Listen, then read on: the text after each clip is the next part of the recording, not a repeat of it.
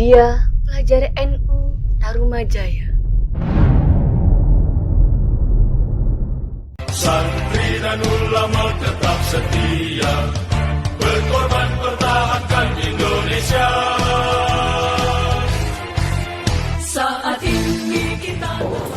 Assalamualaikum warahmatullahi wabarakatuh. Waalaikumsalam. Teman-teman rekan IPNU dan rekanita IPPNU, saya di sini akan mewawancarai Ustadz Yunus. Beliau adalah Ketua Tanfiziyah MWC di Tarumajaya. Assalamualaikum Ustadz Yunus. Waalaikumsalam. Kita di sini ingin bertanya, mengapa tanggal 22 Oktober itu diperingati Hari Santri? Hari Santri itu berawal ditetapkannya pada tanggal 22 Oktober tahun 2015 oleh Presiden Joko Widodo di Istiqlal di Jakarta tepatnya pada tahun 1945. Negara kita kedatangan penjajah. Menyikapi hal itu, keterbatasan tentara negara Indonesia, akhirnya ulama besar kita Kiai Haji Hasyim Asy'ari mengumpulkan semua para ulama, terutama ulama Nahdlatul Ulama, baik di Pulau Jawa maupun di Pulau Madura. Dikumpulkan di Surabaya pada tanggal 21 dan 22 Oktober dalam rangka melawan musuh-musuh penjajah-penjajah yang datang. Dengan segala kekuatan, beliau mengundang para ulama, para santri, para pemuda datang ke Surabaya untuk bersatu melawan penjajah. Pasukan ini dinamakan oleh Kiai Haji Hasyim Asy'ari yaitu pasukan Hizbullah. Pasukan Hizbullah ini terdiri dari para pemuda, para santri, para tokoh agama, para ulama, para kiai yang berkumpul di Surabaya waktu itu dalam rangka mensiasati gerakan-gerakan penjajah. Akhirnya di dalam proses perjalanan itu, karena pertempuran ini, peperangan ini mesti dipimpin dan mesti ada yang memimpin. Peperangan ini untuk pemuda dan para santri itu dipimpin oleh Kiai Haji Zainul Arifin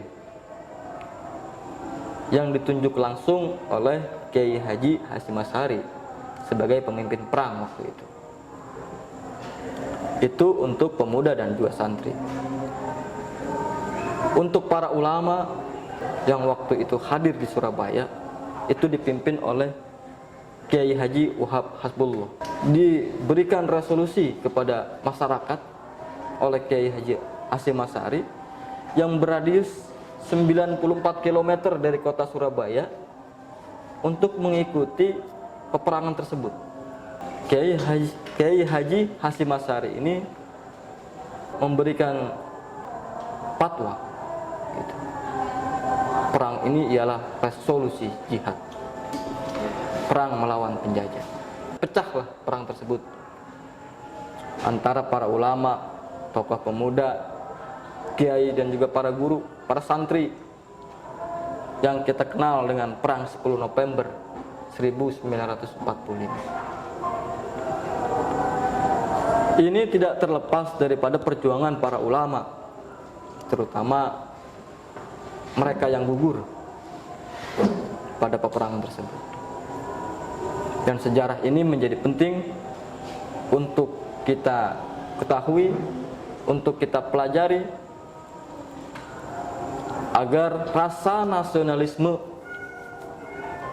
pada diri kita terus bertambah, agar senantiasa kita bisa menjaga negara kesatuan Republik Indonesia ini tidak hanya dengan raga tetapi juga dengan hati. Ketika raga kita mampu untuk membela, pikiran kita mampu untuk membela ketika hati kita tidak cinta, maka akan terjadi juga hambatan. Artinya hati itu penting.